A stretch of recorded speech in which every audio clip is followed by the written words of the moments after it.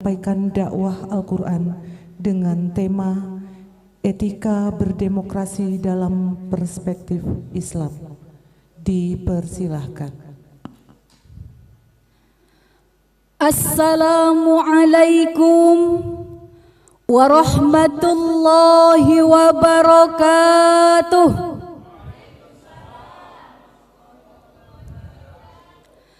Alhamdulillahilladzi anzalal Qur'ana hudaw wa rahmatan li bani Adam wa amruhum syura bainahum wassalatu wassalamu ala sayyidi waladi Adam wa ala alihi wa ashabihi wa man tabi'ahum, amma ba'd. Dewan Hakim yang terhormat, hadirin sebangsa dan setanah air yang berbahagia, merah putih indah berkibar, siswa berbaris di hadapannya. Hadirin apa kabar?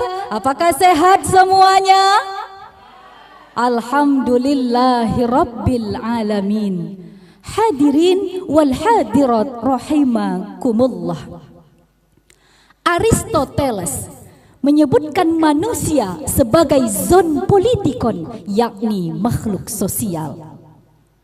Menurut kodratnya, manusia memiliki hasrat untuk hidup bermasyarakat. Dalam hidup bermasyarakat, manusia memiliki kepentingan yang berbeda-beda antara masyarakat satu dengan yang lainnya. Perbedaan inilah hadirin yang terkadang menjadi pemicu timbulnya konflik dan gesekan antar masyarakat. Maka dari itu, untuk melindungi kepentingan-kepentingan tersebut diperlukan adanya sebuah sistem, dan sistem yang dianggap paling baik dalam hal ini adalah sistem demokrasi.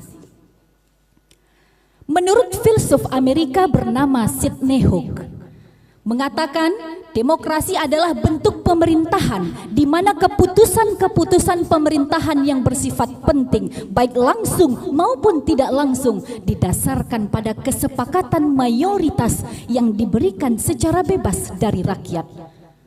Ini menunjukkan bahwa demokrasi menginginkan adanya kesamaan derajat warga negara di muka undang-undang dengan tidak membedakan asal-usul, etnis, agama, jenis kelamin, dan lain-lain. Hadirin wal hadirat rahimakumullah. Dalam catatan sejarah bisa kita lihat bahwa bibit-bibit demokrasi terlihat dalam pemerintahan Islam. Hal ini sejalan dengan apa yang dikemukakan Abu Hurairah di dalam hadis yang artinya, tidak pernah aku melihat orang lain yang paling rajin bermusyawarah dengan para sahabatnya kecuali Rasulullah sallallahu alaihi wasallam. Demikian di dalam hadis riwayat Ahmad. Selain itu hadirin, dapat pula kita lihat dalam pemerintahan Khulafaur Rasyidin, di mana para khalifah dipilih menggunakan sistem musyawarah. Namun sangat disayangkan hadirin, begitu berakhir pemerintahan Khulafaur Rasyidin, demokrasi sering sekali dikritik dan dianggap tidak relevan dengan nilai-nilai Islam. Lantas, bagaimanakah sebenarnya etika demokrasi dalam Islam? Untuk mengetahui jawabannya, pada kesempatan yang berbahagia ini, saya akan menyampaikan dakwah Al-Quran dengan judul Etika Demokrasi Perspektif Al-Quran. Sebagai landasan awal, Allah Subhanahu wa Ta'ala berfirman di dalam surah Ali Imran ayat 159.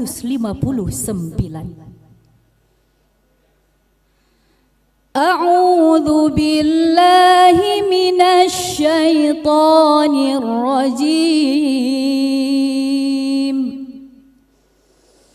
Bismillahirrahmanirrahim. فبما رحمة من الله لنت لهم ولو كنت فظا غليظ القلب لانفضوا من حولك فاعف عنهم واستغفر لهم وشاورهم في الأمر فإذا عزمت فتوكل على الله إن الله يحب المتوكلين.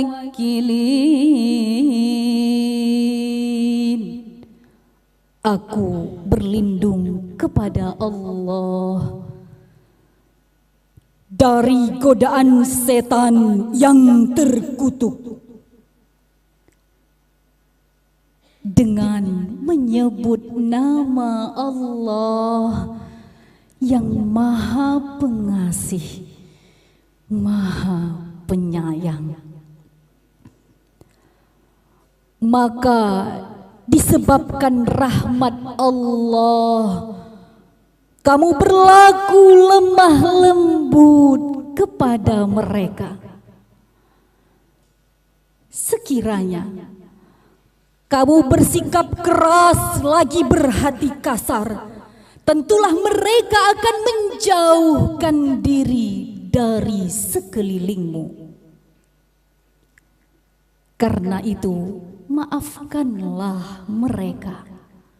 Mohonkanlah ampun bagi mereka dan bermusyawarahlah dengan mereka dalam urusan itu. Dan apabila kamu telah membulatkan tekad, maka bertawakallah kepada Allah. Sesungguhnya Allah menyukai orang-orang yang bertawakal kepadanya. Majelis Hakim yang mulia, masyarakat Palangkaraya dan hadirin yang berbahagia, semoga kita semua termasuk penghuni syurga. Amin ya Rabbal. Profesor Muhammad Ali As-Sabuni di dalam Safwatut Tafasir menjelaskan, kalimat wasyawirhum fil amr ay wasyawirhum fi jami'i umurika liyaqtadiya bikan nas.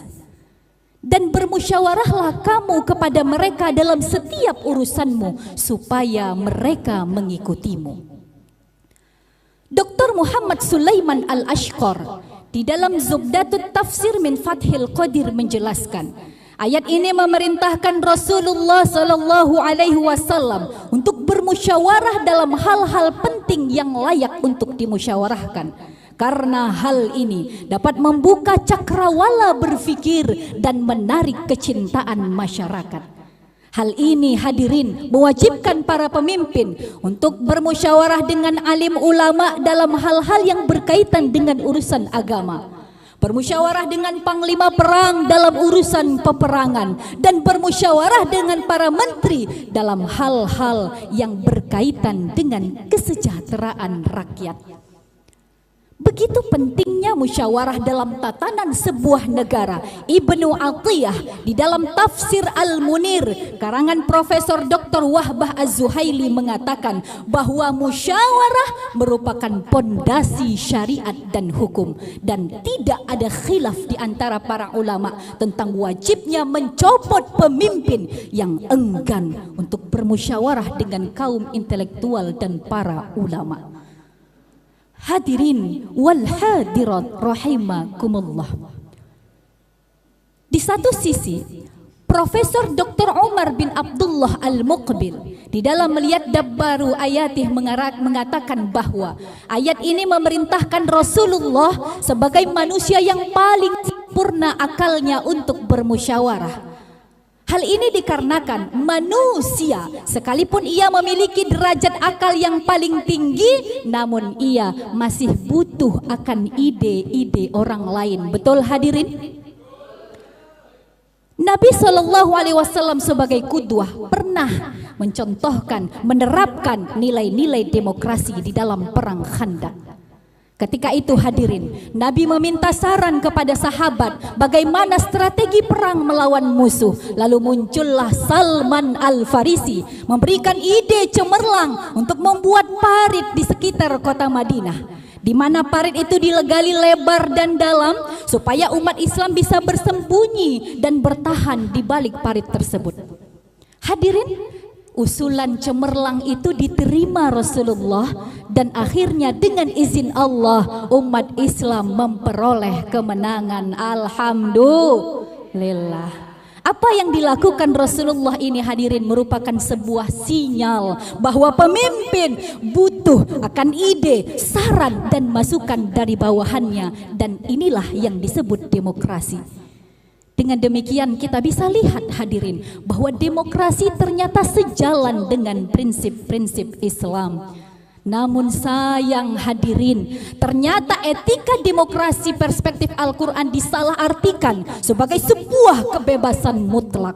Inilah yang akhirnya kita lihat orang bertindak sewenang-wenang, apapun dilakukan yang penting hati senang, tidak peduli halal haram yang penting pikiran tenang. Udah jelas-jelas salah tetap mau menang. Betul hadirin?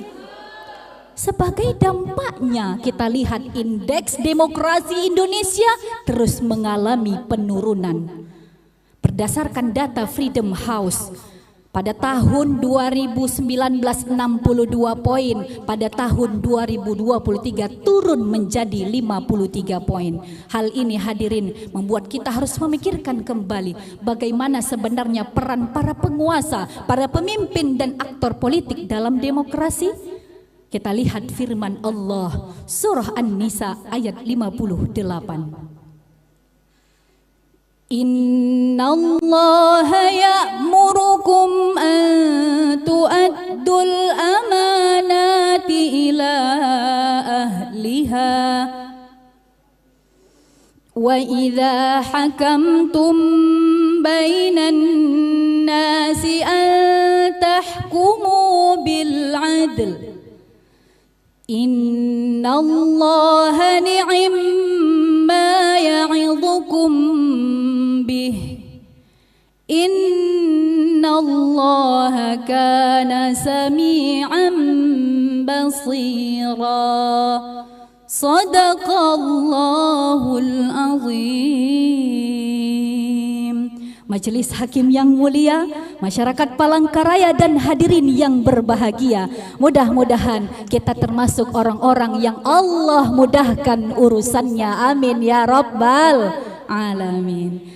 Syekh Abdurrahman bin Nasir As-Sa'di di dalam Taisirul Karimir Rahman fi Tafsiril Kalamil Mannan mengatakan, di dalam ayat tadi yang saya baca terdapat kata amanah yang bermakna kullu ma'tumina alaihil insanu wa umira bil qiyami bih. Ini adalah sebuah hal yang diberikan kepada seseorang di mana orang itu wajib menunaikannya. Dan Dr. Muhammad Sulaiman Al-Ashqar di dalam Zubdatut Tafsir min Fathil Qadir menjelaskan sebenarnya ayat ini mencakup seluruh manusia dalam menjalankan segala jenis amanah. Namun yang paling utama bagi para pemimpin, para penguasa, para aktor politik agar mereka menjalankan amanah dengan baik, mencegah kezaliman serta menegakkan keadilan. Oleh karena itu hadirin, mari kita berikan demokrasi ini kepada orang yang ahli di bidangnya dengan tetap memegang prinsip-prinsip Islam. Buruh tani, mahasiswa, rakyat miskin kota bersatu padu rebut demokrasi, gegap gempita dalam satu suara demi tugas suci yang mulia. Hari-hari esok adalah milik kita, terciptanya masyarakat sejahtera, terbentuknya tatanan masyarakat Indonesia baru, sejahtera Demikianlah yang dapat saya sampaikan sebagai kesimpulan. Demokrasi sejalan dengan prinsip Al-Quran, maka mari kita tegakkan demokrasi dengan memegang prinsip-prinsip Islam. Wallahul muwafiq ila aqwamit thariq. Wassalamu alaikum warahmatullahi wabarakatuh.